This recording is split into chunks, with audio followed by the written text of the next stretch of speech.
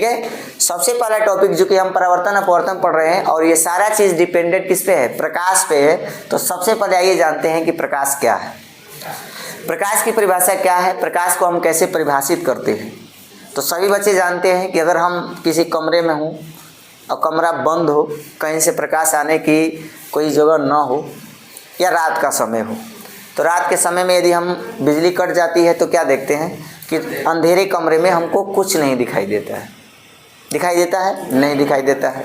घर में रखा हुआ टेबल आपको नहीं दिखता है, घर में रखी हुई किताबें आपको नहीं दिखती हैं, कहाँ आप सोए थे वो आपका बिस्तर नहीं दिखाई देता है, कौन चीज़ कहाँ रखी है वो नहीं दिखाई देता है। अनुमान से हम चीज़ों को प्रयास करते हैं कि हाँ ये चीज़ हमारे यहाँ था, उसको हम पकड़ते हैं। लेकिन वही आपकी लाइट आते ही पूरे कमरे में रखी गई वस्तुएं आपको क्या होती हैं, दिखाई देना शुरू हो जाती हैं। होती है कि नहीं होती है? अर्थात इस बेस पे हम कह सकते हैं कि प्रकाश एक प्रकार की क्या है, ऊर्जा है, और इसके चलते हमें वस्तुएं क्या होती है, दिखाई देती है। तो प्रकाश की परिभाषा हम, आप लोग मत भूलिएगा, ठीक है ना, मैं बोल रहा हूँ ध्यान सुनते जाइएगा। तो प्रकाश एक प्रकार की ऊर्जा है, उसकी सहायता से हमें वस्तुएं क्या होती है, दिखाई देती है। ये हो गया प्रकाश की परिभाषा। और प्रकाश की परिभाषा में दूसरा जो टॉपिक पूछता है कि प्रकाश का गुणधर्म क्या है।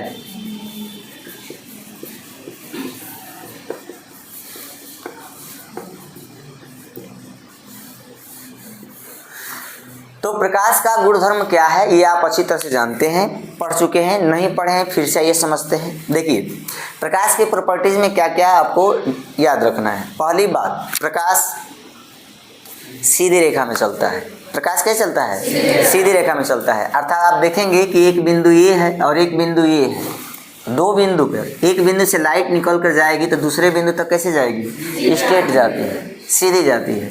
तो इसका पहला प्रॉपर्टीज लिया जाता है कि प्रकाश किस रूप में चलता है, हाँ सीधी रेखा के रूप में चलता है। दूसरा प्रॉपर्टीज क्या रखना है, प्रकाश निर्वात में भी चलता है। प्रकाश कहाँ चल सकता है, हाँ निर्वात में भी गमन कर सकता है। कैसे? जैसे आप देखते हो कि सूर्य पृथ्वी से बहुत दूरी पर है, इतना दूरी पर है कि अगर ये हमारे पास क्या है, पृथ्वी है, और ये हमारे पास क्या है, सन है, तो सन और पृथ्वी के बीच में कहीं कहीं ऐसे स्थान पाए जाते हैं जहाँ कुछ भी नहीं होता है, हवा तक अवेलेबल नहीं होती है। तो वहाँ से भी प्रकाश क्या होता है, चलता है। और वहाँ प्रकाश जब चल करके पृथ्वी तक आता है तो यहाँ निर्वात में भी देखा गया कि प्रकाश क्या कर सकता है, चल सकता है। अर्थात प्रकाश निर्वात में भी क्या होता है, चलता है। ये सेकेंड प्रॉपर्टीज हो गया। इस निर्वात में प्रकाश की चाल नापी गई है तो तीसरी प्रॉपर्टी लिख देंगे कि 3 × 10⁸ मीटर पर क्या होती है, सेकेंड होती है। तो प्रकाश की चाल कितनी होती है, 3 × 10⁸ मीटर पर सेकेंड होती है। उसके बाद आपको प्रॉपर्टीज में क्या लिखना है, कुछ घटनाओं के बारे में लिख देना है कि जैसे प्रकाश किसी सतह से टकराता है तो वापस लौट आता है, इसको परावर्तन कहते हैं। अर्थात प्रकाश का परावर्तन होता है, प्रकाश का अपवर्तन होता है, ठीक है ना, प्रकाश का विवर्तन होता है, ध्रुवण होता है, आदि घटनाएं होती हैं। ये हो गई प्रॉपर्टीज कुछ सीधी रेखा पर चलने पर। और प्रॉपर्टीज क्या लिखेंगे, और प्रॉपर्टीज में लिख सकते हैं कि प्रकाश विद्युत चुंबकीय तरंगों के रूप में चलता है।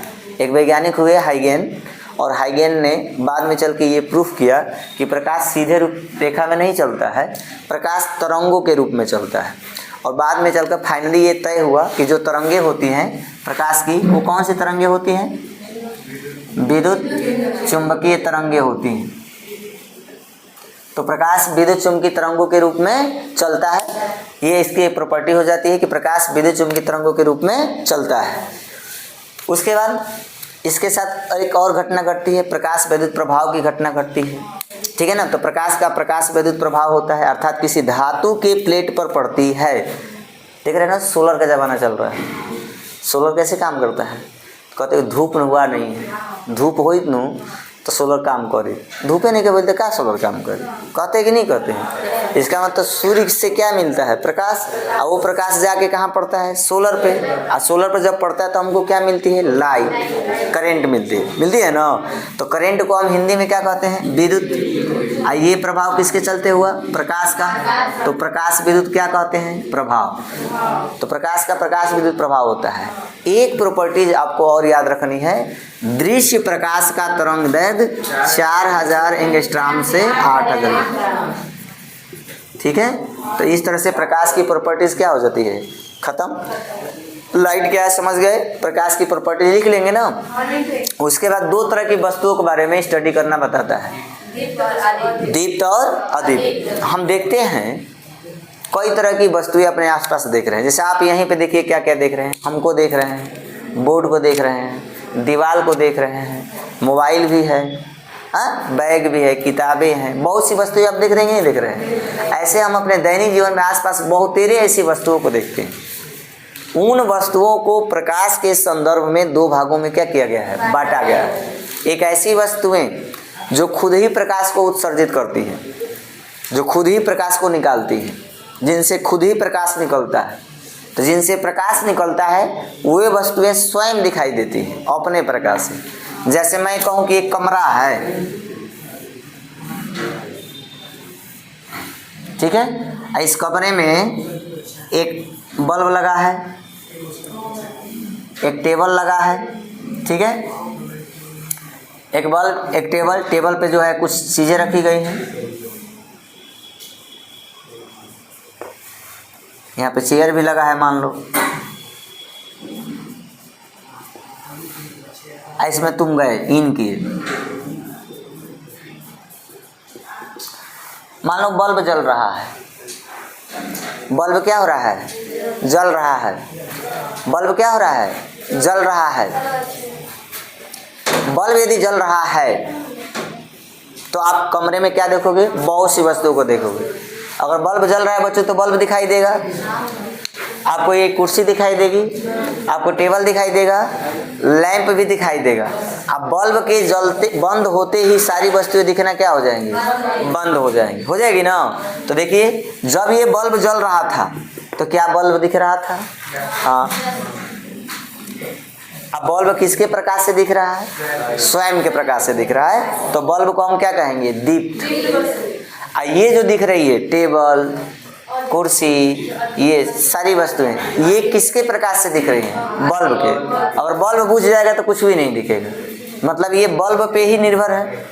अच्छा, बल्ब बुझ जाए और लैंप जला दिए हो तो लैंप जला दिए तो लैंप जब जलेगा तो ये प्रकाश देगा, तो लैंप अपने प्रकाश से दिखाई देगा, अब बाकी सब वस्तुएं इसके माध्यम से दिखाई देंगी। इस आधार पर प्रकाश में जो वस्तुएं हैं, प्रकाशिक दो तरह की बनाई गई। एक दीप्त वस्तुएं जिसको लुमिनस नाम दिया गया, और दीप्त वस्तुएं जिसको नॉन लुमिनस दिया गया।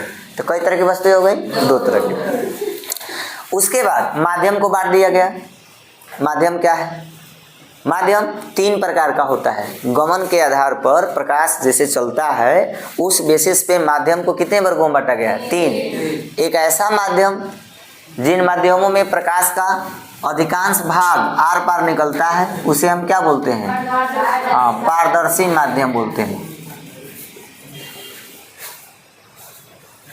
ऐसा माध्यम जिसमें प्रकाश का अधिकांश भाग आर पार क्या होता है, निकल जाता है, उसे क्या बोलते हैं, पारदर्शी माध्यम। जैसे कांच, स्वच्छ जल, ठीक है, हवा, ये सब इसके अंतर्गत आ जाएगा। दूसरा चीज पारभाषक माध्यम।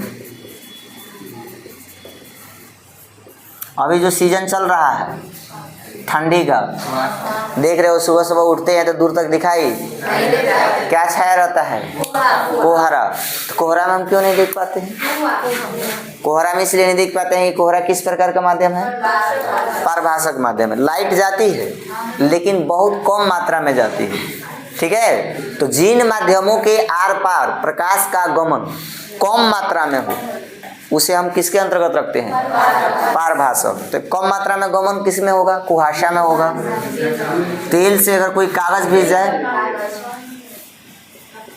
तो तेल लगा कागज हो जाएगा बच्चों, कुहासा हो जाएगा, ठीक है, घिसा कांच हो जाएगा। ये सब आप लोगों के विकल्पी के लिए इम्पोर्टेंट है। किसके लिए इम्पोर्टेंट है, पूछ दी घिसा हुआ कांच किस प्रकार का माध्यम है, तुरंत बताएंगे, पारभाषक, ठीक है ना। और तीसरा होता है बाबू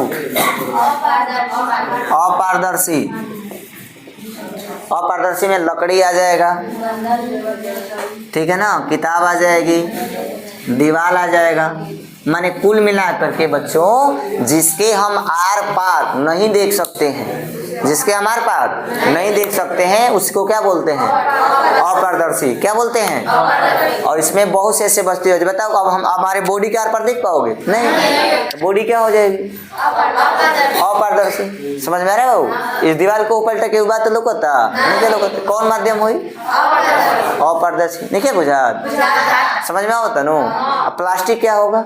अपारदर्शी। लेकिन आजकल प्लास्टिक पारदर्शी भी आ रहा है, देख रहे हो? कांच वो ऐसे बना दिया, जरा झिल्ली लगा दिया, जरा पर देख रहे हैं, देख रहे हैं, देख रहे हैं, तो वैसे नॉर्मली वो भी होता है। तो जी आप समझ में आ गया? विभेदन कर लोगे ना? जावना के आर पार हम आसानी से देख सकते हैं, जवना के आर पार हम आसानी से देख सकतनी, ओकरा के पारदर्शी।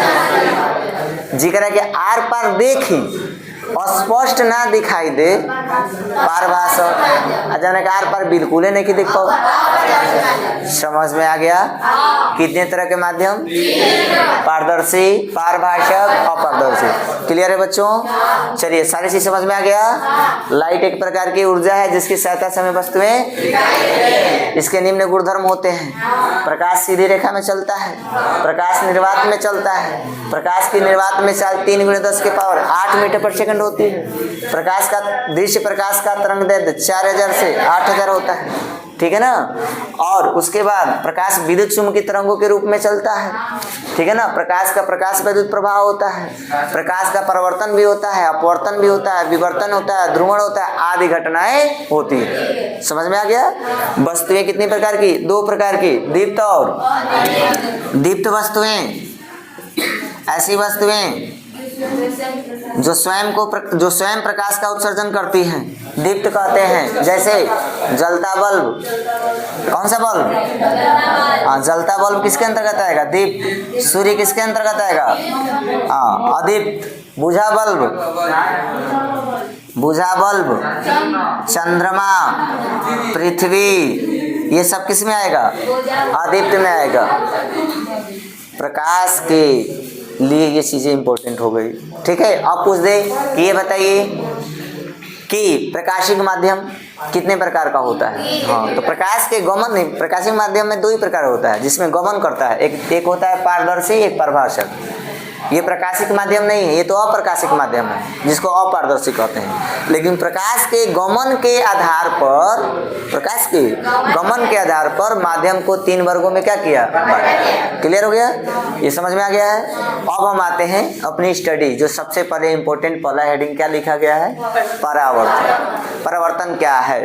परावर्तन क्या है? देखिए, दुनिया में जो भी चीजें आपको दिखाई दे रही हैं, हम दिख रहे हैं, आपको दीवार दिख रही है ना? ये सारी की सारी चीजें आपको दिख रही हैं। इसका रीजन क्या है? परावर्तन रीजन है। बिना परावर्तन की आपको वस्तुएं दिखाई नहीं दे रही हैं। सबसे पहले हम लोग प्रकाश का क्या पढ़ेंगे?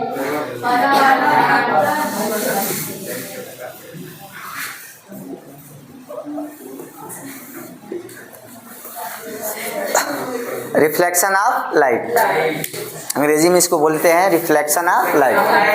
क्या है रिफ्लेक्शन ऑफ लाइट? देखिए, आप जानते हैं कि कुछ माध्यम ऐसे हैं जिनसे प्रकाश ट्रेवल करता है। जैसे हवा में प्रकाश को भेजेंगे तो लाइट एक जगह से कहाँ पहुँच जाएगी? दूसरे जगह पहुँच जाएगी ना? तो अगर कोई आपको मान लीजिए मीडियम है, ये हवा है, क्या है? तो हवा में आप लाइट को जलाओगे, मान लो यहाँ से लाइट जलाओ तो यहाँ से लाइट निकल के आगे की तरफ बढ़ती जाएगी। लेकिन अगर इसके सामने हम यहाँ एक कोई ऐसा पदार्थ रख दें जो लाइट को जाने से क्या करता है? रोकता है, तो लाइट जा रही है। जब जा करके इस माध्यम से क्या करेगी? तो टकराइले के बाद बाबू क्या होगा? रिटर्न हो जाएगी, क्योंकि ये तो जाने नहीं देगा। इस लौटने की घटना को ही क्या बोलते हैं? क्या बोलते हैं? परावर्तन। अर्थात जब प्रकाश एक पारदर्शी माध्यम से चलकर अपारदर्शी माध्यम के तल से टकराता है तो टकराकर वापिस लौट जाता है। उसी माध्यम में वापस लौट जाता है। इस घटना को क्या कहते हैं? प्रकाश का परावर्तन कहते हैं। समझ में आया? चलिए, तो परावर्तन के संबंध में नियम तो समझ में आ गया कि परावर्तन किसे कहेंगे? प्रकाश जाएगी, टकरा करके वापस लौट आएगी। अब देखो, इसमें आपको 2-3 चीजें नाम याद रखना है। क्या क्या नाम याद रखना है? और पारदर्शी माध्यम को हम कैसे दर्शाते हैं? सिंपली एक जो है लाइन ऐसे खींच देना है और नीचे ऐसे बना दिए। अब देखो, यहां से लाइट ऐसे भेजिए, जा करके टकराई, तो जो किरण जा रही है इसको आपतित किरण कहते हैं। कौन सा किरण? ये हो गई आपकी आपतित किरण। ये हो गया परावर्तक तल। ये कौन सा तल? परावर्तक तल का परिभाषा क्या देंगे? वह तल जिससे दोनों माध्यम बटते हों। माने एक ऊपर गैला पर पारदर्शी और नीचे गैला पर अपारदर्शी, उस तल को क्या कहेंगे? परावर्तक तल। ये हो गया कौन सा माध्यम? पारदर्शी। ये कौन सा हो गया? अब लाइट जा रही है, जा करके जिस बिंदु से टकरा जाएगी उस बिंदु का नाम क्या होगा? आपतन। कौन सा बिंदु? आपतन बिंदु।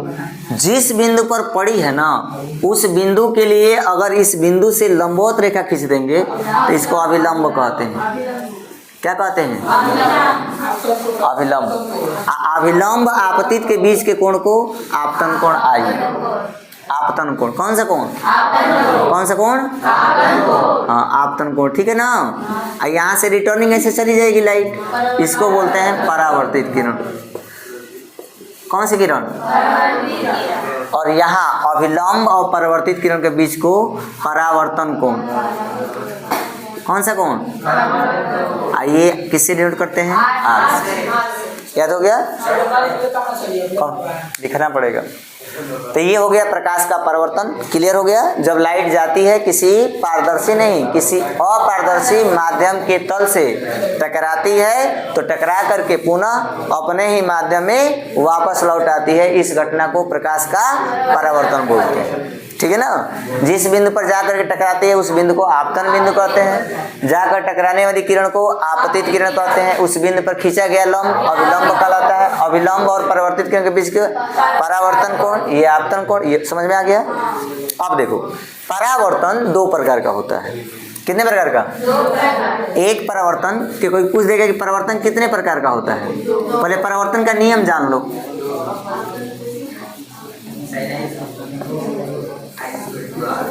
ये इम्पोर्टेंट है, याद रखना, ये वाला जो चल रहा है। परावर्तन के 2 नियम हैं। कितने नियम हैं? कितने हैं? हाँ, पहला नियम समझिए। पहला नियम क्या है? आपतित, अभिलंब एवं परावर्तित किरण। बहुत सुंदर। तीनों एक ही तल में, ये आपको याद रखना है। पहला नियम याद रखना है कि आपतित, अभिलंब और परावर्तित किरण तीनों एक ही तल में होते हैं। ये हो गया आपका कौन सा तल?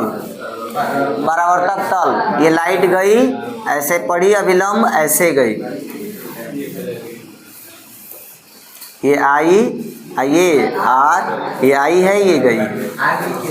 ठीक है? तो इस प्रकार से देखो लो बाबू, आई के बराबर क्या है? आर। ये सेकेंड नियम है। आपतन कोण आई, परावर्तन कोण आर के क्या होता है?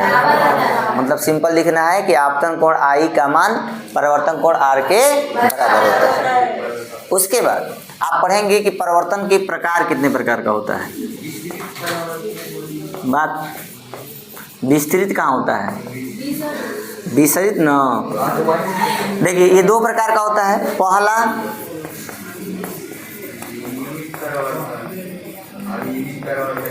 अब देखिए, नियमित परिवर्तन में क्या लिखना है? जब भी प्रकाश का परिवर्तन पूर्णतः चिकने सतह से हो।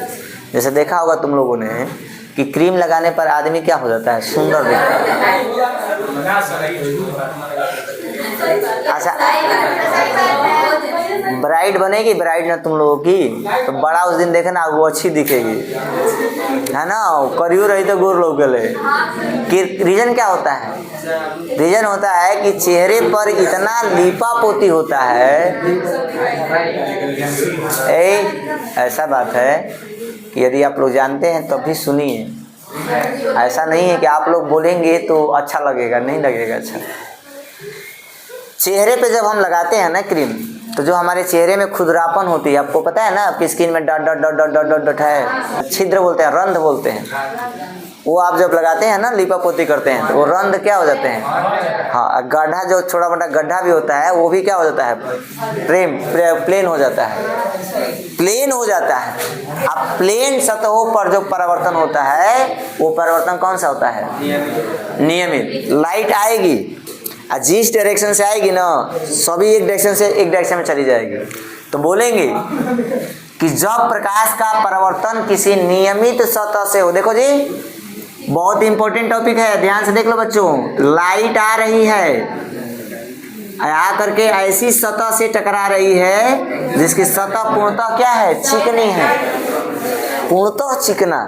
जैसे शीशा आप देखे हैं, टच करेंगे कितना बराबर बा, पूर्णतः चिकनी सतह से अगर परिवर्तन होगा तो इस परिवर्तन को क्या बोलेंगे, नियमित परिवर्तन। कौन सा परिवर्तन, बुझाया बाबू? तो इस परिवर्तन को क्या बोलेंगे, नियमित परिवर्तन। कौन सा परिवर्तन? और दूसरा होता है बच्चों अनियमित परिवर्तन।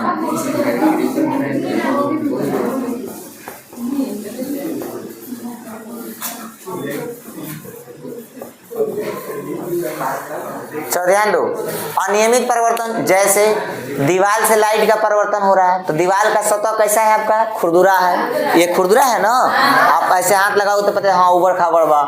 पटरा आपका है, डेस्क का जो बैठा है वो भी कैसा होता है, पूरा पूर्णतः चिकना नहीं होता है। तो जो सतह कैसी हो, खुरदरी हो, जैसे इस टाइप की सतह है, इस टाइप की सतह पर लाइट ऐसे आ रही है, अच्छा इस टाइप की लाइट आ रही है बहू, तो ये किस सतह पे जाके टकरा रही है, खुरदरी पे। तो सब आई एक डायरेक्शन से, एक डायरेक्शन में जाएगी नहीं, कौन भागी के हेने जाएगी, कौन ऐसे चली जाएगी, कोई इधर चली जाएगी, कोई इधर चली जाएगी, कोई इधर चली जाएगी, किसी का डायरेक्शन तय। ऐसे परिवर्तन को क्या कहते हैं, अनियमित परिवर्तन। कौन सा परिवर्तन, क्लियर हो गया? परिवर्तन कितने प्रकार का, नियमित, दोनों के लिए परिवर्तन का नियम काम करता है, ये इंपॉर्टेंट बात है। माने इसमें भी परिवर्तन का नियम काम करता है, इसमें भी परिवर्तन का नियम काम करता है। समझ में आ गया? अब देखिए इसमें क्वेश्चन क्या क्या पूछेगा। पहला पूछ सकता है कि आपतन कोण परिवर्तन कोण के क्या होता है, बराबर होता है। दूसरा क्वेश्चन पूछ सकता है कि ये बताइए कि जब लाइट का परिवर्तन होता है तो प्रकाश का गुण होता है ना, तो प्रकाश का कौन सा गुण बदल जाता है? हाँ याद रखना है, परावर्तन की घटना में, ध्यान सुनो बच्चों, एक नंबर का पूछता है, परावर्तन की घटना में प्रकाश की कौन सी प्रॉपर्टीज बदल जाती है। एकदम देखिए एक नंबर का इंपॉर्टेंट क्वेश्चन है। क्वेश्चन क्या बना के देगा, ध्यान दो, विकल्पी नंबर फर्स्ट, जिससे पूछेंगे वही बताएगा। बताओ सबसे पहला क्वेश्चन,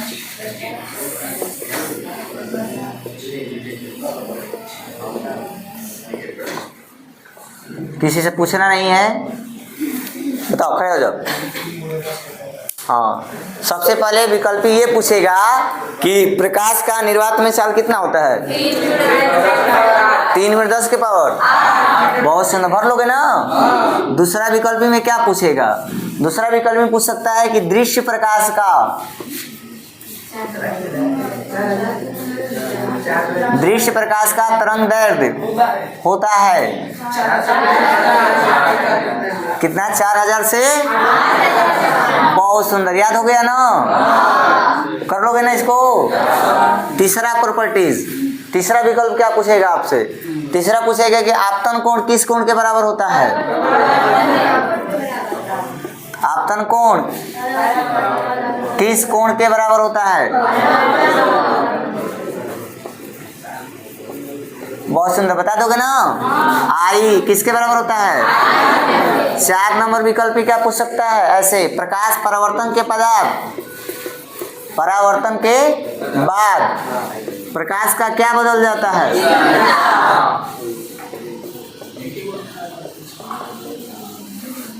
उत्तर में क्या लिखना है? तीव्रता। क्या लिखना है? ये देखो, क्या दिशा ही बता देता है, लेकिन दिशा को लिखने की जरूरत नहीं है। ध्यान दीजिए, कुछ 4 विकल्प, एक और विकल्प भी बना दे रहे हैं।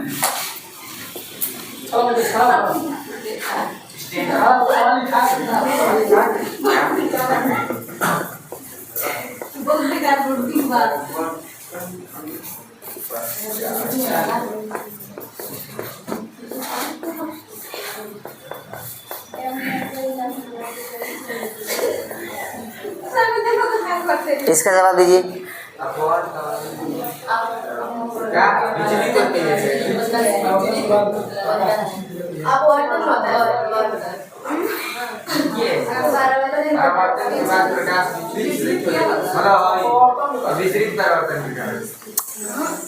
परिवर्तन के बाद प्रकाश विचलित होती है, कितने डिग्री विचलित होती है?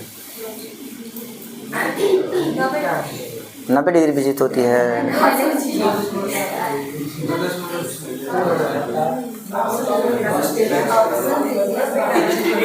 हाँ, 60 डिग्री बोला। चलिए ध्यान दीजिए, ये आपका लाइट है। ये सिंपल शॉर्टकट में आप क्वेश्चन लिखे हम। देखिए, ये लाइट जा रही है ना, लाइट के पास क्या होती है? ए से कहाँ जा रही है? ए क्या आला करता? चलो खड़ा हो जा, खुशबू। ये ना उधर लोग के वो लोग क्वेश्चन समझ लो। परीक्षा में आप बैठे बोलो नो, बत्ती जर लगे सब, बत्ती 5 वाट के, 7 वाट के, 3 वाट के, 8 वाट के, सगरी बत्ती जर रही है तन में। देखो अभी एक क्वेश्चन पूछे तो नहीं बता पाए तुम लोग, क्या पढ़ता है? परावर्तन के पश्चात, मैंने लाइट जब परावर्तित होती है उसके पश्चात पूछ रहा है कि प्रकाश कितनी विचलित हो जाती है। विचलित मतलब अपने मार्ग से क्या होना? हटना। तो देखो इसका मार्ग यही है, लेकिन जाती ऐसे है। तो इतना डिग्री हटी है ना, यही आपसे पूछा है, ये कितना होगा? तो ध्यान दो, इस पे लंब डालते हो, ये कितना होगा? ये कितना होगा? और सौभाग्य से आई जितना होता है उतना, तो मैंने आर की जगह आई लिख सकते हो। आई की जगह एक रेखा पर कितना कोण बनता है? तो विचलन यही ना हो रहा है। तो डेल्टा आ प्लस आई आ प्लस आर मिल के कितना डिग्री? तो डेल्टा बराबर कितना होगा? माइनस आर की जगह आई लिखोगे तो आई आ आई उधर जाएगा तो माइनस 180 माइनस 2i, 180 माइनस, या डेल्टा का मान कितना होगा? 180 माइनस आई की जगह आर लिखो, चाहे आर की जगह आई। चलिए बहुत इंपॉर्टेंट क्वेश्चन बनाए हैं। देखिए 5 को विकल्प क्या है बोर्ड के लिए, तो एकदम मान लीजिए कि 100% ऐसे ही पूछेंगे। पहला क्वेश्चन, प्रकाश की निर्वात में चाल होती है तो भरेंगे 3 × 10 के पावर 8, 3 × 10 पावर 8 मीटर पर। हाँ चलिए, दृश्य प्रकाश का तरंगदैर्घ्य 4000 से। आपतन कोण किस कोण के बराबर होता है? परावर्तन कोण के बराबर होता है। परावर्तन के बाद प्रकाश का क्या बदल जाता है? तीव्रता बदल जाता है। प्रकाश के बाद, परावर्तन के बाद प्रकाश कितना विचलित होती है, अर्थात विचलन कोण कितना होता है? तो 180 माइनस 2i या 180 माइनस 2i। क्लियर है? कंसेप्ट क्लियर हो गया ना? चलिए आगे देखिए। लिखना भी है, दिए हैं तुम लोगों को 1 नंबर वाले में, देखना आप लोग।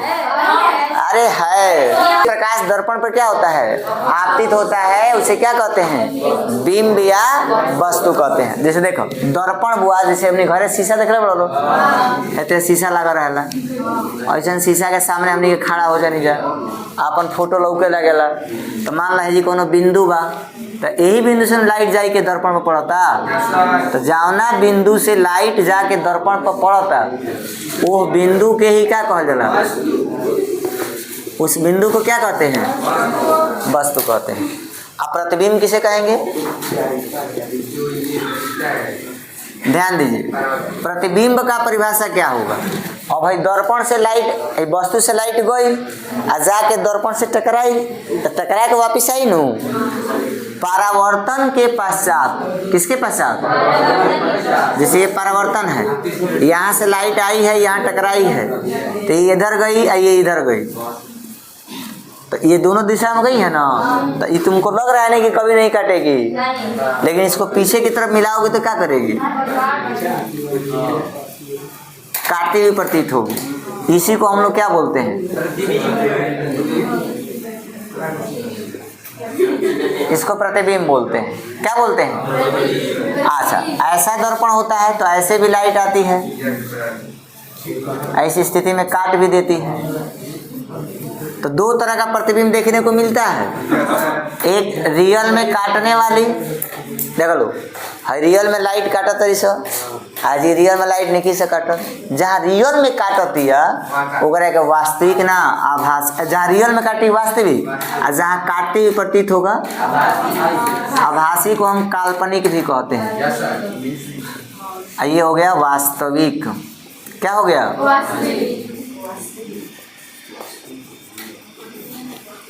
तो प्रतिबिंब कितने प्रकार के हो गए, 2 प्रकार के, आभासी और वास्तविक। समझ में आ गया। परावर्तन के पश्चात, परावर्तन के प्रकाश किरण परावर्तन के पश्चात जिस बिंदु पर काटती है या जिस बिंदु पर काटती हुई प्रतीत होती है उसे क्या कहते हैं, प्रतिबिंब कहते हैं। यह 2 प्रकार का होता है, वास्तविक, आभासी। आभासी कहें या जब प्रकाश किरण वास्तव में काटेगी तो वास्तविक होगा, और जब आभासी रूप से मिलाएंगे तो क्या होगा, काल्पनिक होगा। और देखो इसमें क्या क्या आपसे क्वेश्चन पूछेगा, इससे भी क्वेश्चन उठा के पूछते हैं। पहला चीज याद करने वाली बात, सबसे इंपॉर्टेंट, ध्यान रख लो, आभासी प्रतिबिंब, कौन सा प्रतिबिंब, जाना में सदैव शब्द लागे, का लागे, वो याद रखे कि वो कबो चेंज ना हुई, कबो चेंज ना हुई। एक मतलब आभासी प्रतिबिंब सदैव सीधा होता है, ये पहला प्रॉपर्टीज याद लिखो। आभासी प्रतिबिंब क्या होता है, सदैव सीधा होता है, इसमें कोई शक। तो आभासी प्रतिबिंब कह दिया तो प्रतिबिंब कैसा होगा, सीधा है। अच्छा कह रहा है कि प्रतिबिंब सीधा है तो कैसा प्रतिबिंब होगा, आभासी होगा। चलो नहीं दिख रहा है, इधर देखो, कैसे नहीं दिख रहा है, किए तो थे। तो जरा बिछड़ चलो, ए लड़की निकल जाए तो जाओ। आभासी प्रतिबिंब सबसे पहले क्या याद रखना है, सदैव सीधा होता है। क्या होता है, सीधा होता है, पहला प्रॉपर्टीज। अब देखो एक में 2 बात याद रखे के बाद, पहला का याद रखे के बाद आभासी कह दिल तो तुरंते दिमाग में सेट कर का हुई, सीधा हुई, आ सीधा कह दिले बा आभासी हुई। इनमें कौनो शौक वाली बात, आभासी जब कह दिया तो सीधा होगा, और सीधा कह दिया तो। अब दूसरा चीज ये याद रखना है, आभासी प्रतिबिंब, आभासी प्रतिबिंब पर्दे पर नहीं दिया जा सकता।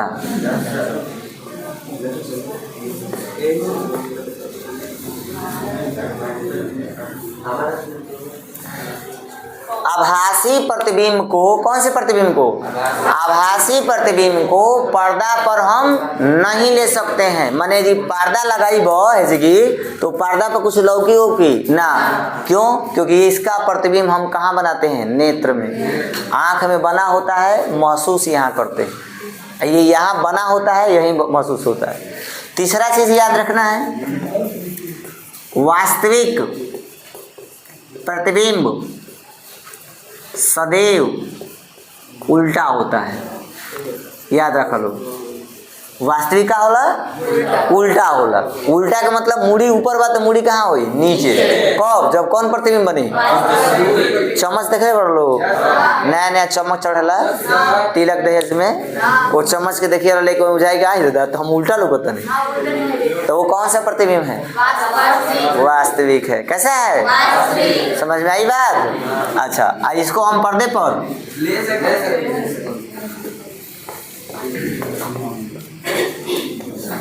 इसको पर्दा पर लिया जा सकता है।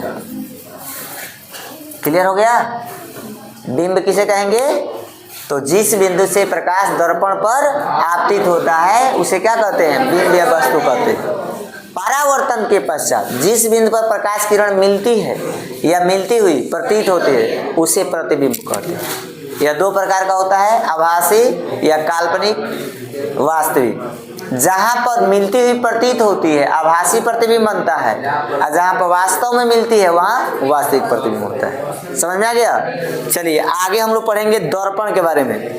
सभी लोगों ने दर्पण पढ़ा है ना? दर्पण किसे कहते हैं बाबू?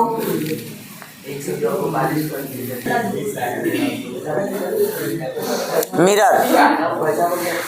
देखिए मिरर एक प्रकार का तो सुन लो बाबू, मिरर क्या है? दर्पण।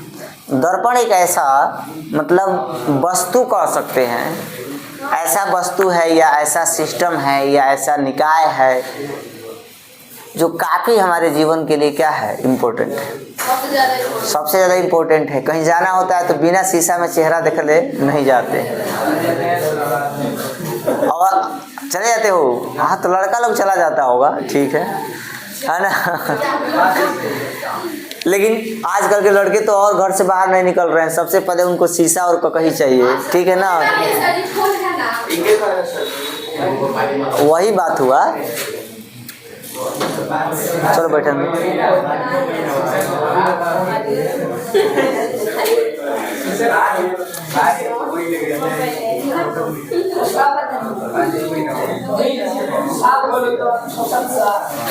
चलिए बैठो, जल्दी बैठो। शीशा कितने लोगों के पास होगा? तो सबके पास होगा।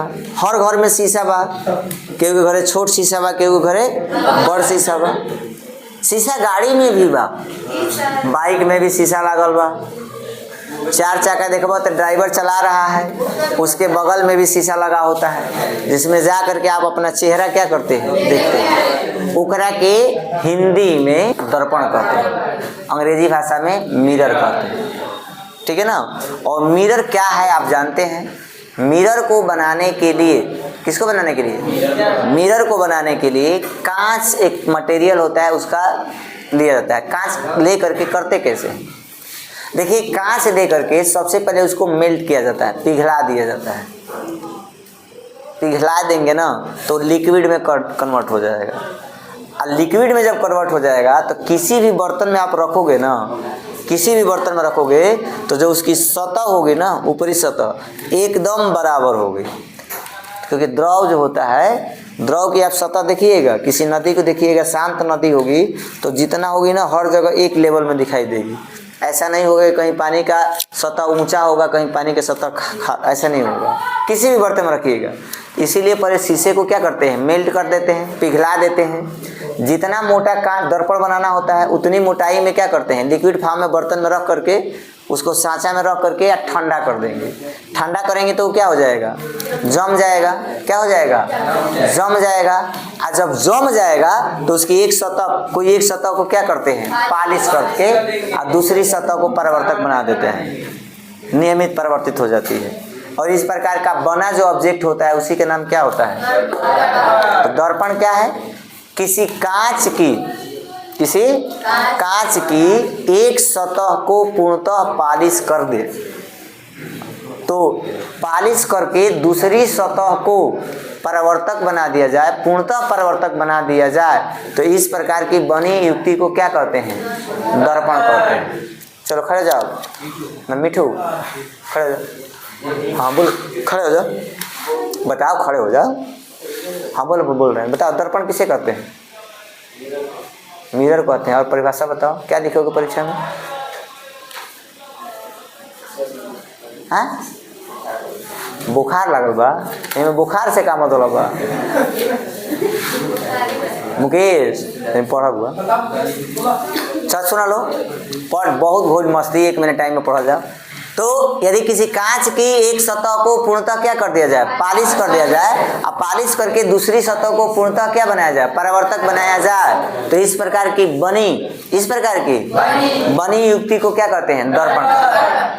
बनावट के आधार पर दर्पण 2 प्रकार का होता है। कितने प्रकार का? पहला दर्पण समतल दर्पण,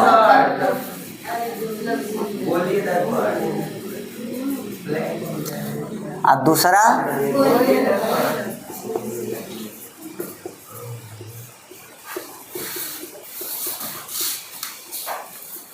पहला समतल दर्पण, दूसरा। अब देखिए समतल दर्पण क्या होता है। अगर आपके पास ऐसे बोर्ड देख रहे हैं तो बोर्ड की सतह को आप देखेंगे तो बराबर दिख रही है, तो बराबर दिखेगी तो क्या कहेंगे कि समतल है। तो यदि समतल कांच से बनाए गए दर्पण को क्या कहते हैं? समतल दर्पण। जैसे मान लीजिए आपका ये कांच है,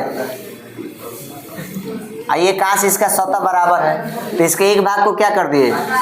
पालिश कर दिए। तो पालिश कर दिए तो बना ना आपका दर्पण। तो ये जो दर्पण बनेगा, इस दर्पण को क्या कहेंगे? समतल दर्पण। कौन सा दर्पण? गोलीय दर्पण क्या है? आपके लिए इम्पोर्टेंट यही है, ठीक है ना। ये आपका कम पूछता है लेकिन थोड़ा बहुत पूछ सकता है। गोलीय दर्पण पूछ सकता है। गोलीय दर्पण क्या है?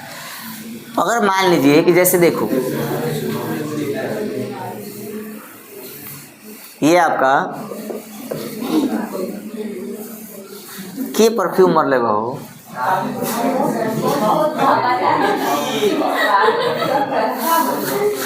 महाकाई के धीरे बोलो मार लगनू मन करो, हमरो खराब लगता है। कैसे मगत है? नाक में जन खजुली हो जाए, तो जे लगाओ थे ओकरे नाक में खजुली हो जाए। हमारे नाक खजुआए लगल। चल ए सुनो, कौन सा दर्पण पढ़ रहे हैं आप? फुटबॉल देखे हो? फुटबॉल में हवा भरा जाता है। क्यों हवा भरते हैं? अंदर क्या रहता है? खाली, तभी ना हवा भरा है। बिना अब तिलवा में हवा भरा है ना भरे, क्योंकि अंदर से भरा हुआ है कि नहीं। लेकिन गुब्बारा क्या होता है? अंदर से खाली होता है ना। गुब्बारा भी अंदर से खाली होता है, तो हवा भर देते हैं, गोल हो जाता है। अगर कांच आपको ऐसा मिल जाए जो अंदर से खोखला हो, आकृति में कैसा हो? गोल हो, तो उसको काट दिया जाए। काटेंगे तो 2 भागों में क्या हो जाएगा? बढ़ जाएगा। एक भाग आपको ऐसा मिला मान लो,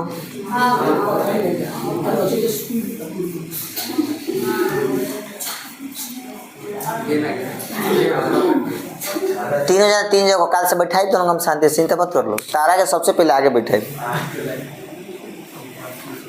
दीपांशु के। देखो ये खोखला है, काट दिए, कराही लखा मिली एगो भाग मिली। सोच के देखो मिल ना। कब को कास्को गेना लड़का खेला सा क्रिकेट फाट जला, देखिए कैसा लगेगा। वैसा होता है कि नहीं होता है? ऐसा मिलेगा। अब देखो जैसे घरे मेहरारू एथी लिपे लिसा कराही, तो जाने में सब्जियां बनावल जला कराही कह जला। और के लिपाई होला जब आगे पर रखबो नु। आजकल तो इंडक्शन पर रखाता, इंडक्शन पर नहीं खाता, काते पर रखाता, चूल्हा पर रखाता, गैस पर रखाता। पहले के जो लेडी लोग होती थी पहले, अब अभी रखा जाता है, कम घरों में रखा जाता है। राख से न राख लिपाई होती थी, रखता है। अच्छा देखो कभी भी देखना करैया में कगो तल होता है? कगो? अवतल, अवतल, उतल। आज हम गारंटी के साथ कहते नहीं कि आज हम पहला पार्ट से पेपर बना के दे दी 100% बताओ तनी कौन जाएगा सही में सही ना है? पक्का?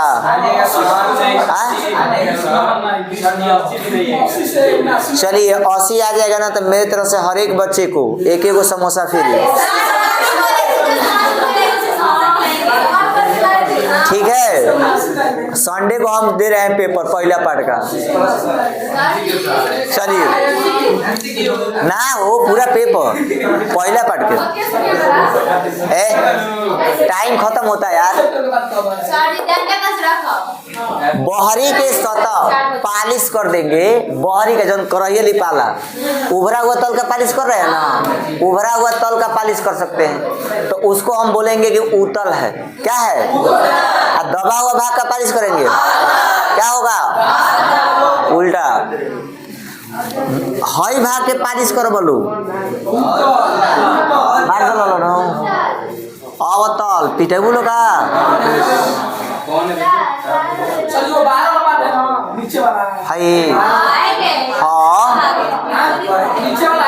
कराही जैसे लिपाई होती है, अगर वैसे लिप दिए हो तो कौन सा दर्पण बनेगा? क्योंकि उसमें उभरे हुए भाग की पालिश की गई है, दबा हुआ भाग खाली है। तो इसको ऐसे बनाते हैं लोग, ऐसे। यही है, ये यही है, ऐसे बना दे रहे हैं।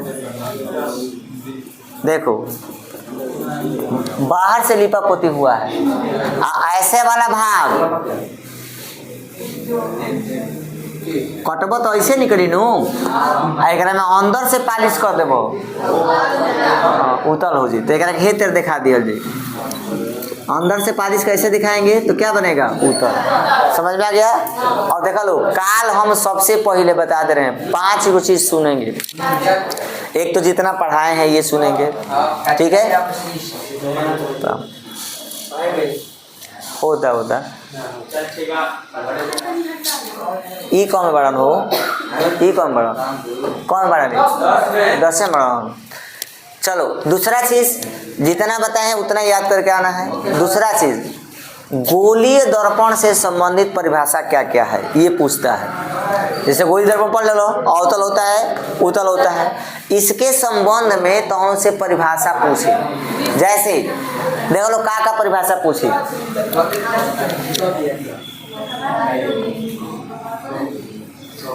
गोलीय दर्पण संबंधित परिभाषाएं। पहला सबसे पहले पूछी वक्रता केंद्र क्या है?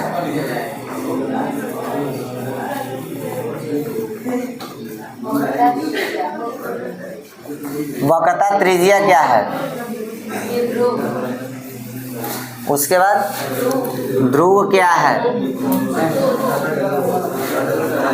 मुख्य अक्ष क्या है?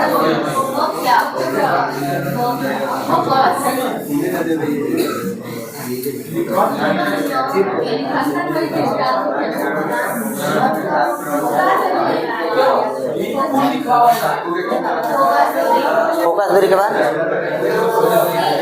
अब का अब नहीं है ना।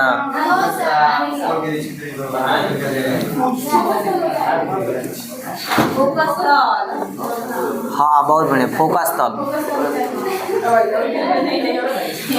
चलो ध्यान दो, नहीं द्वितीय फोकस इसमें नहीं। गोलीय दर्पण से संबंधित परिभाषा आपको याद कर लेना है, एकदम परीक्षा में पूछता है। फोकस दूरी क्या है, फोकस क्या है, ध्रुव क्या है। तो एक बार रिपीटेड कर रहे हैं। देखो सबसे पहले वक्रता केंद्र, आप जानते हो कि गोलीय दर्पण किससे बनाते हैं भाभी? खोखले गोले से। किसी भी गोले के पास क्या होता है? केंद्र होता है। क्या होता है? तो बोलेंगे गोलीय दर्पण जिस गोले का भाग होता है। देखो हेकरे के सोचा इधर काट दो, एकरा के अंदर से पालिश कर दो, एकरा के बाहर से, तो 2 दर्पण बन गेलो। हेकरा का बोलो? हाँ उतल। एकरा के चलो हाई केंद्र हटे। गोलीय दर्पण जिस गोले का भाग होता है, जिस गोले का भाग होता है उसके केंद्र को याद करके भाई एकदम घरे। गोलीय दर्पण जिस गोले का भाग होता है उसकी त्रिज्या को वक्रता त्रिज्या कहते। दो गया, दो गेल ध्रुव। गोलीय दर्पण का परावर्तक तल का मिडिल पॉइंट, कढ़ाई में एक बूंद तेल रखू तो कहाँ जाके रुकी? उ जहाँ रुकता ओकरे का कर देला, का कर देला? तो गोलीय दर्पण के परावर्तक तल, कौन सा तल? मध्य बिंदु को क्या कहते हैं? इसको किससे दिखाते हैं? समझ में आया? ए बिंदु के ए बिंदु के सी से दर्शाओ जरा, एकरा के पी से, एकरा के मिलाते हुए लाइन खींच दोगे मुख्य अक्ष। कौन सा? अब वक्रता केंद्र को परावर्तक तल के किसी भी बिंदु से मिला देंगे तो एकरा के अक्ष, अक्ष, हाँ ये अक्ष, ये मुख्य अक्ष। पोल से जाएगा, पोल से जाएगा मुख्य अक्ष, अगर पोल से नहीं जा रहा है तो अक्ष। अक्ष अभिलंब का काम करती है। किसे काम करती है? फोकस याद करना है। देखो मुख्य अक्ष के समांतर जाने वाली प्रकाश की किरण परावर्तन के पश्चात जिस बिंदु से मुख्य अक्ष की जाएगी फोकस, इसमें जिस बिंदु से आती हुई प्रतीत होगी फोकस, याद रहेगा ना? तो ये हो गया फोकस। अब फोकस से पोल के बीच के दूरी को इसे एफ से दिखाते हैं। अब फोकस पर तल के लंबवत खींचे गया तल, मुख्य अक्ष के लंबवत खींचा गया तल क्या कहलाता है? फोकस तल। कौन सा तल? यहाँ से ये दूरी फोकस दूरी हो गई, इसको एफ से दिखाते हैं। सी से यहाँ तक दूरी एफ बराबर आर बटा क्या होता है? ये सारा चीज कल करके आना है, कल ये पार्ट खत्म कर देना है। न्यूमेरिकल लगाना सबको आ जाना चाहिए। पहले पार्ट का सब लोग न्यूमेरिकल ट्राई करेंगे, आधा घंटा बताएंगे, पूरा पार्ट खत्म करके 1 घंटा न्यूमेरिकल पर टाइम दिया जाएगा। ठीक है ना? सभी लोग अपने अपने घर से सवाल बना के लाएंगे, जो फंसेगा वो यहाँ सवाल पूछना भी है। ठीक है ना? जिनके पास अंशाल है पूरा अंशाल खंगाल देना है, और उसमें अगर परावर्तन अपवर्तन और लेंस से सवाल है तो उसको करना है। नहीं आएगा तो यहाँ कल कंफर्म करना है, कल पूरा एकदम हर हाल में ये पार्ट क्लियर कर लेना है। परिभाषा तो गोलीय दर्पण के लिए चिन्ह परिपाटी क्या यूज करते हैं? निर्देशांक ज्यामिति आपने 10 में भी पढ़ा, 9 में भी पढ़ा। उसी का मेथड प्रकाश के संदर्भ में सवालों को हल करने के लिए किया जाता है। इसमें आप जानते हैं कि ये कौन सा पॉइंट होता है? मूल पॉइंट होता है। तो जो भी गोलीय दर्पण है, अवतल है या क्या है, उत्तल है, उसके पोल को इस प्रकार रखा जाएगा कि उसका पोल कहाँ पे रहे? सेंटर पे, मतलब मूल बिंदु पे रहे। इसको कौन सा पॉइंट कहते हैं?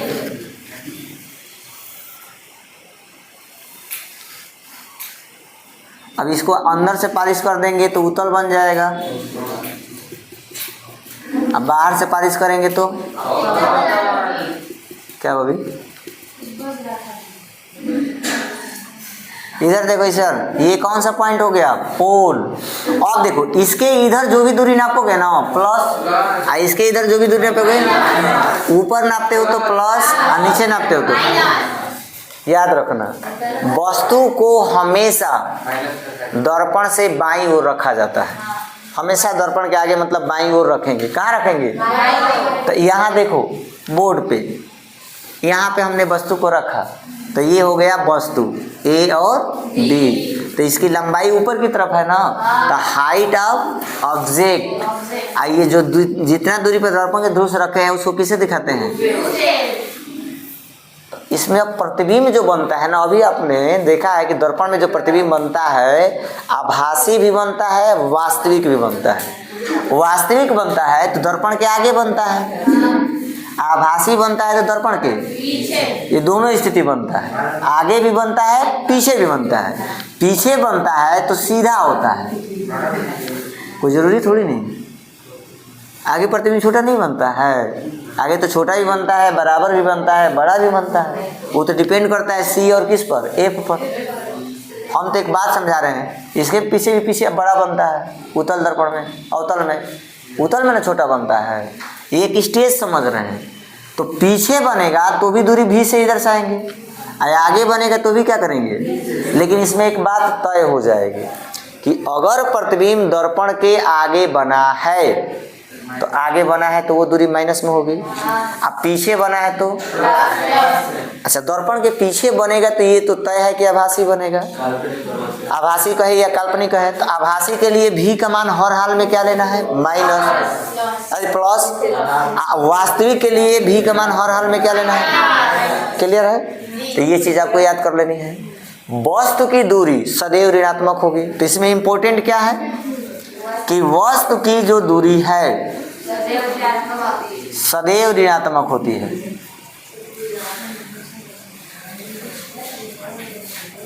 एक बात ये याद रखना है, एक टर्निंग ये याद रखना है बच्चों कि वास्तविक प्रतिबिंब कहा है, क्या कहा है,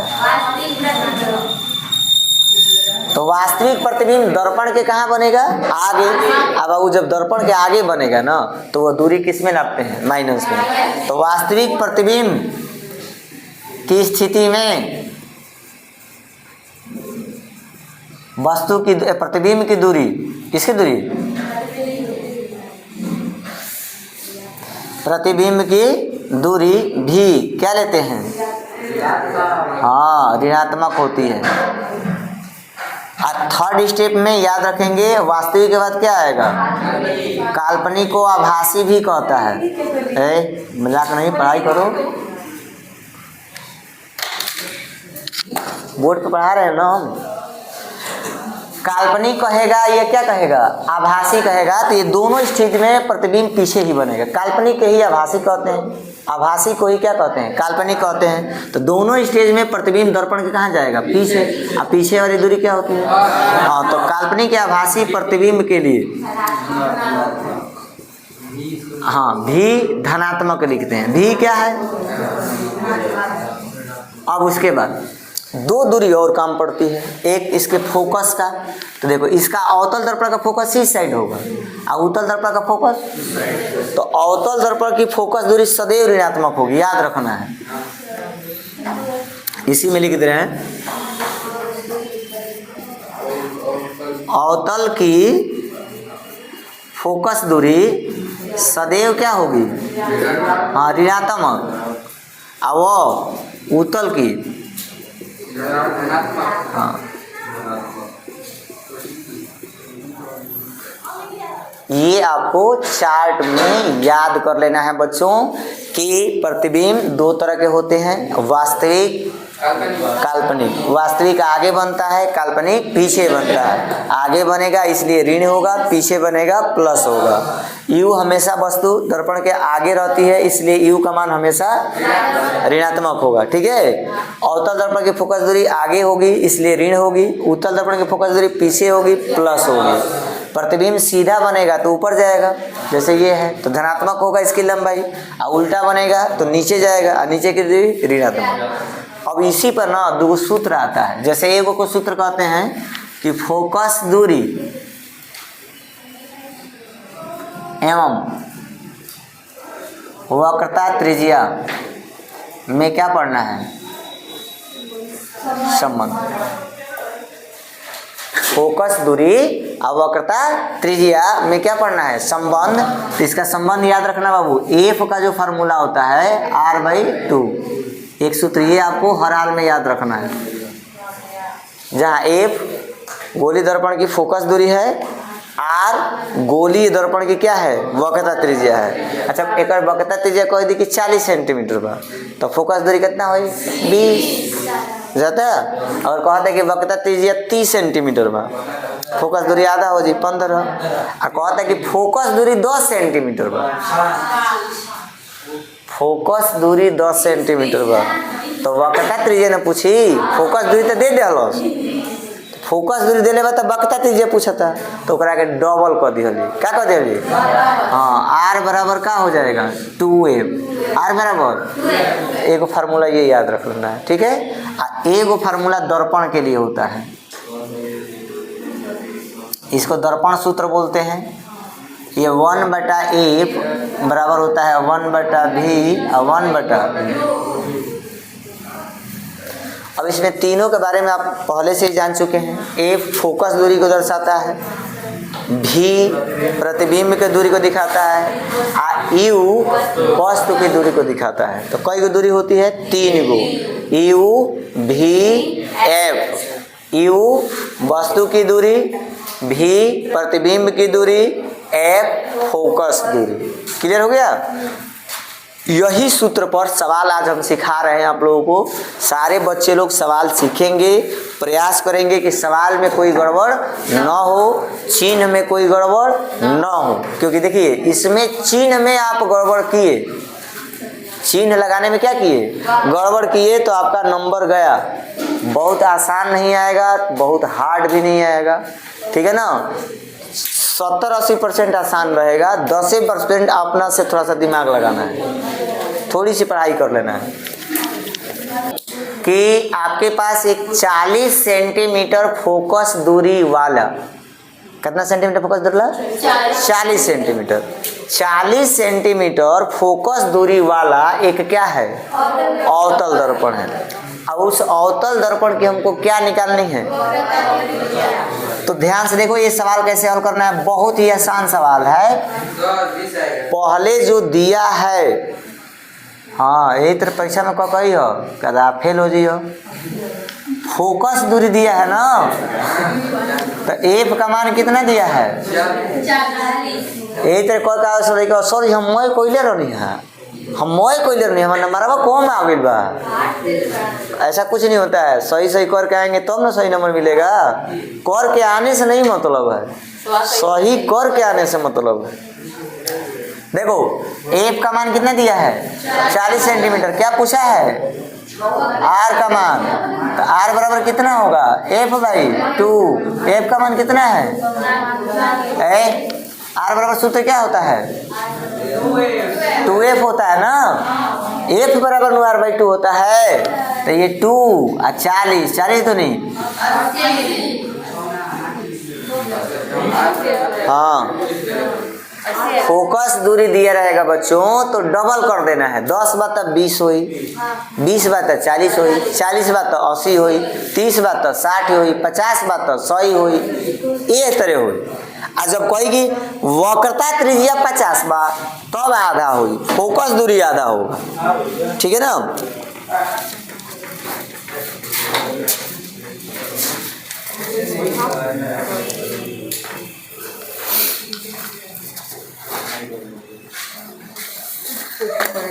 देखिए ये भी बोर्ड का एक क्वेश्चन है। प्रकाश के परावर्तन का नियम लिखना है। तो प्रकाश के परावर्तन के नियम 2 नियम है बच्चों। प्रथम नियम और सेकंड में द्वितीय नियम।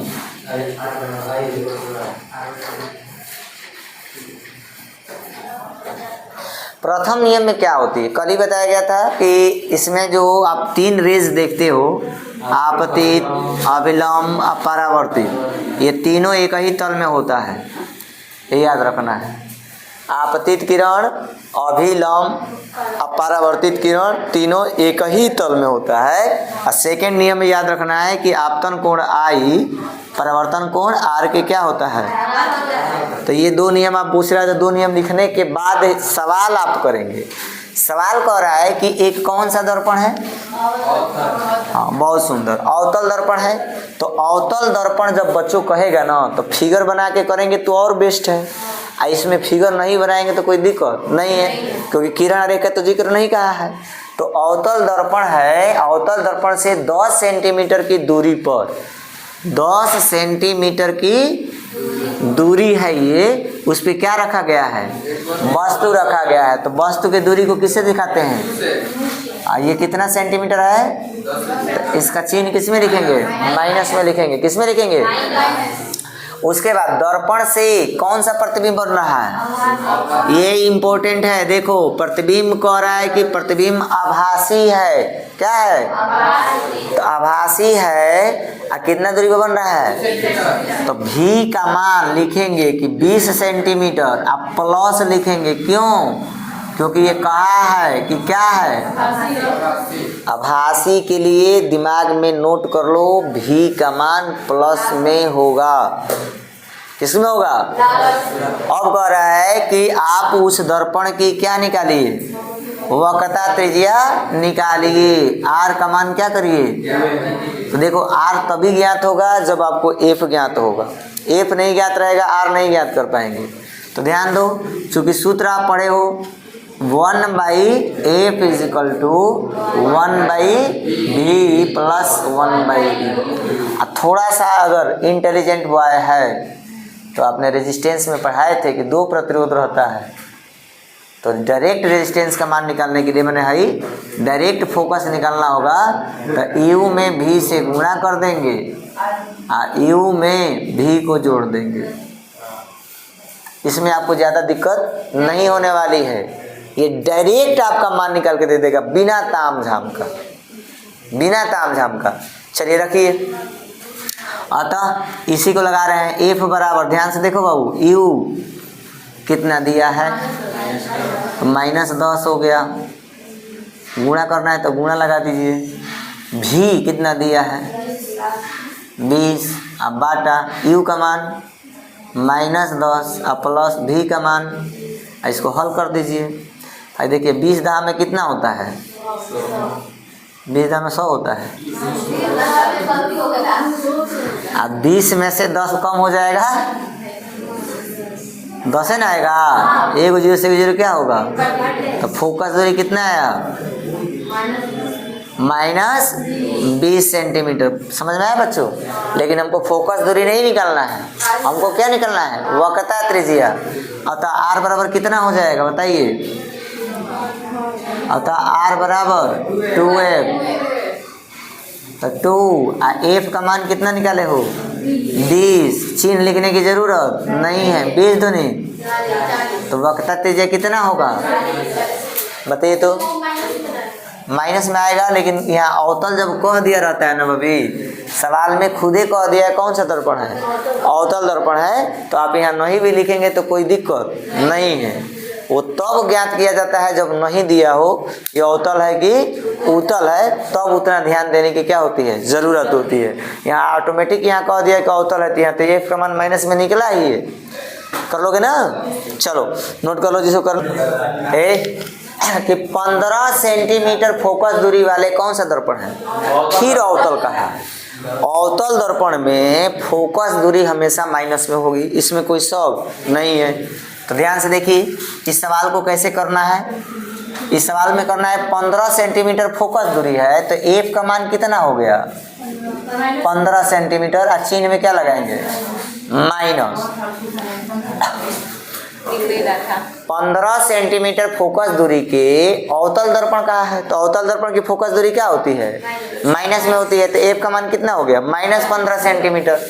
अब उसके सामने 30 सेंटीमीटर की दूरी पर, कितने सेंटीमीटर दूरी पर, तो यू का मान कह रहा है ना कि कितना सेंटीमीटर है, तो यू का मान किस में होगा, हाँ 30 सेंटीमीटर की दूरी पर 2 सेंटीमीटर लंबाई की क्या रखी गई है, वस्तु रखी है। तो वस्तु की लंबाई को ओ से दिखाते हैं, ओ की लंबाई कितने सेंटीमीटर है 2 सेंटीमीटर है, तो वस्तु की लंबाई ना है 2 सेंटीमीटर लंबाई की एक वस्तु है, जो वस्तु है उसकी लंबाई 2 सेंटीमीटर है, न कि प्रतिबिंब की दूरी 2 सेंटीमीटर है। तो बनने वाले प्रतिबिंब की स्थिति भी का मान बताना है बाबू, उसका आकार बताना है, साइज आई बताना है, और प्रकृति बताना है कि वास्तविक होगा कि। चलिए लगाइए, दर्पण सूत्र क्या होता है, तो दर्पण सूत्र देखिए ध्यान से, एफ इजिकल टू यू में भी से गुणा करते हैं और यू में भी को क्या करते हैं, ये सूत्र रट लो। फोकस दूरी निकालने के लिए, क्या निकालने के लिए, फोकस दूरी निकालने के लिए यू में भी से गुणा करते हैं, ठीक है, अब बटा में यू में भी को क्या करते हैं जोड़ देते हैं। इसी पे सवाल कर देना है, ध्यान दो। एफ कितना है -15, तो -15 हो गया, ठीक है अमन। यू कितना है -30, गुणे भी आपको मालूम नहीं है, बटा -30 और प्लस भी। देखो माइनस माइनस क्या हो जाएगा, 15 दूना का और 15 कम। अब ये -30 और प्लस भी इस साइड आएगा ना, तो पहले भी को लिख लो और तब -30 को लिख लो। ऐसे भी तो लिख सकते हो, भी प्लस में और 30 माइनस में। ये माइनस माइनस कट गया तो 2 इंटू कितना हो जाएगा, भी। अब बताओ 2 भी ज़्यादा है कि 1 भी ज़्यादा है, 2 को भी ज़्यादा है, तो इधर आएगा उधर प्लस तो क्या बनेगा माइनस। तो 2 को भी में से 1 भी कम हो जाएगा तो 1 भी। ये कितना होगा, यहाँ तो बता दो। अच्छा चलो देखो, ये प्लस भी उधर जाएगा तो क्या होगा माइनस। तो 2 को भी में से 1 भी कम हो जाएगा तो कब भी 1 भी। इधर क्या मिला माइनस में 30। तो इसका मतलब माइनस क्या बताता है कि प्रतिबिंब आभासी बनेगा कि वास्तविक। वास्तविक, वास्तविक की दूरी क्या आती है माइनस। तो लिखेंगे अतः प्रतिबिंब। अब चलो निकालो पहले वो AI बटा O। सूत्र क्या होता है, I बटा O बराबर V बटा U। अब हमको I निकालना है। O कहा है कि कितना सेंटीमीटर है, तो यहाँ 2 रख देना। अब V का मान कितना दिया है बाबू, तो V का मान 30 है और U का मान कितना है 30 है। तो 30 पर कट जाएगा। I बराबर कितना होगा, देखेंगे अतः प्रतिबिंब।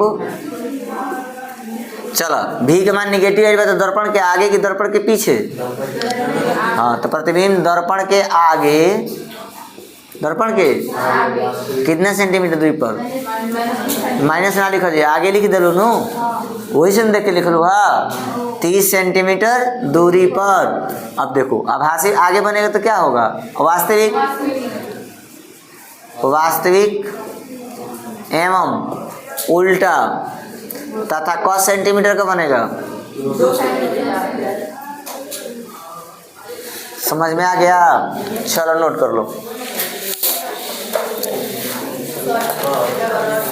नहीं आ रहा है। अच्छा देखो लड़के, ये सवाल क्या कर रहा है, फिर ये अवतल दर्पण का ही सवाल है। इस सवाल में थोड़ा सा बदलाव हुआ है, इसमें किरण आरेख बनाना है। क्या बनाना है, पलक। बच्चियां है बच्चों सवाल देखो, तो एक अवतल दर्पण के सामने 15 सेंटीमीटर दूरी पर एक वस्तु रखी गई है, किरण आरेख बनाना है। तो सबसे पहले देखो ध्यान से, ये कौन सा दर्पण है, अवतल हो गया। कौन सा हो गया, अवतल। अवतल में किस भाग की पालिश होती है, उभरे हुए भाग की क्या होती है। चलिए उभरे हुए भाग की पालिश हो गई ना। ये क्या हो गया बच्चों, पोल। ये हो गया आपका एफ, ये हो गया आपका सी और ये हो गया आपका अनंत। अब कह रहा है कि एक अवतल दर्पण के सामने 15 सेंटीमीटर दूरी पर एक वस्तु रखी गई है। तो ये कितना सेंटीमीटर दूरी हो गया, 15 सेंटीमीटर हो गया। तो 15 सेंटीमीटर दूरी पर एक वस्तु रखी गई है। यदि कह रहा है कि दर्पण की फोकस दूरी कितना है 20 सेंटीमीटर। देखो अच्छा 15 सेंटीमीटर पर वस्तु रखी है, अब 20 सेंटीमीटर इसका क्या है, तब 20 से 15 कम ना होता है, 20 से 15 कम होला क्या, अधिक होला, कम होता है। तो अगर फोकस तक यहाँ नाप रहे हैं तो 20 आ रहा है, तो इससे कम नापेंगे तो 15 ना आएगा जी, बोलो। अच्छा अब कह रहा है कि प्रतिबिंब की स्थिति हम क्या बताइए, प्रकृति बताइए कि प्रतिबिंब कहाँ बनेगा। तो देखो सबसे पहले देखो यू का मान कितना दिया है, हाँ 15। अब वस्तु की दूरी हमेशा किस में रखते हो, चलो भी का मान कितना दिया है, नहीं भी नहीं दिया, एफ दिया है, एफ दिया है। एफ का मान भी माइनस में होगा, हमको भी क्या करना है, तो लगाओ चूंकि एफ बराबर क्या पढ़ाए हैं, यू भी बाटा यू प्लस भी। चलो फोकस दिया तो फोकस का फोकस को रखो, -20 यू का मान -15, अभी हमको ज्ञात करना है। चलो यू हो गया -15 प्लस भी हमको क्या करना है, देखो लो माइनस से माइनस क्या हो जाएगा 5 तिहाई अब 5 का अब गुणा करने आता है ना 4 में किससे गुणा होगा, भाई भागा में बा, ये भागा वाला चीज जब इधर आएगा तो गुणा होगा ना, तो गुणा करोगे तो 4 में भी से गुणा करोगे तो देखो अब 15 चौका 60 अब बराबर ये कितना होगा 3 भी, अब ये प्लस इधर आएगा तो क्या होगा माइनस, तो 4 भी में से को भी कम हो जाएगा 3 को भी बराबर कितना आएगा 60, तो 4 को भी में से 3 को भी खत्म हो जाएगा को भी एगो भी बराबर 60। अच्छा बताओ भी के मान प्लस में आया है ना, तुम पढ़े हो कि जब वस्तु को फोकस आप पोल के बीच रखेंगे तो प्रतिबिंब दर्पण के कहाँ बनता है, तो ये बताओ पीछे बनेगा तो धन में आएगा कि नहीं आएगा, मतलब हमने सवाल सही किया है कि नहीं किया है। चलो तो यहाँ पे रख दिया हम किसी को ऑब्जेक्ट को, एक लाइट गई सीधे कहाँ से जाएगी फोकस से जाएगी, तो ऐसे समांतर जाएगी तो फोकस से चली आएगी, और जो वक्रता केंद्र की ओर जाएगी वैसे ही रिटर्न आ जाएगी, तो ये दोनों जाकर के यहाँ क्या करती है, यहाँ कट करती है, तो जब कट करेगी तो जहाँ कट करेगी वहीं प्रतिबिंब क्या होगा बनेगा। यही आपको खींच कर दिखाना था ए डैश और ये ए बी और, तो ये वस्तु हो गया, ये इसका क्या हो गया प्रतिबिंब। तो प्रतिबिंब की स्थिति और प्रकृति की याद कीजिए, तो ज्ञात कर दिए, अतः लिखेंगे कि अतः प्रतिबिंब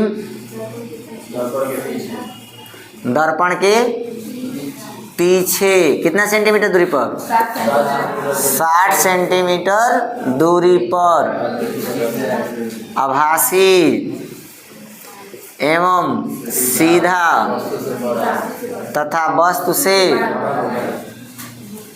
क्या बनता है, बड़ा बनता है।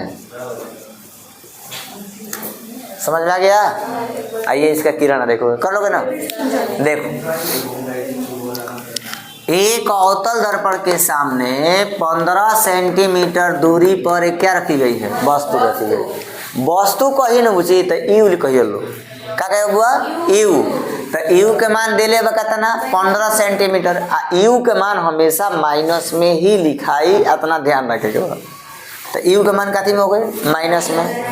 अब देखो अवतल दर्पण जब कहता न तो कर फोकस दूरी भी माइनस में लिखाई, तो एफ के मान भी क्या हो गई -15 सेंटीमीटर, हम 20 सेंटीमीटर बा, तो चलो 20 सेंटीमीटर हो गई। अब हमारा भी की स्थिति ज्ञात करेंगे, प्रतिबिंब की स्थिति, तो भी हमको ज्ञात करना है। सूत्र याद रखेंगे कि दर्पण सूत्र 2 तरह से लिखा जाता है, एक ऐसे लिख सकते हैं, वो तो बताए थे कि तीनों का अलग अलग ना हल करना है, तो एक ही सूत्र याद रखो कि एफ बराबर यू में भी से गुणा होगा बटा यू में भी जोड़ देंगे।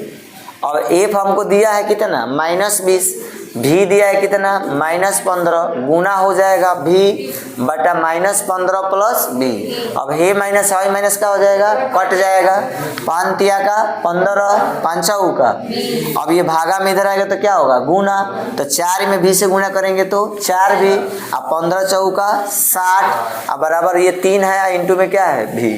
अब ये 3 भी को इधर लाओगे तो प्लस आएगा तो क्या होगा माइनस, तो 4 को भी में से 3 को भी क्या हो जाएगा कम, अब -60 जाके क्या बन जाएगा +60, अब 4 को भी में से एगो भी कम हो गया तो एगो भी बराबर कितना गया 60। मतलब भी का धन आना ये बताता है कि प्रतिबिंब दर्पण के क्या बनेगा पीछे बनेगा, अर्थात प्रतिबिंब दर्पण के पीछे 7 सेंटीमीटर दूरी पर, दर्पण के पीछे का प्रतिबिंब आभासी होता है, आभासी एवं सीधा तथा वस्तु से क्या बनेगा बड़ा बनेगा। इसका किरण रेखी से देंगे हो जाएगा।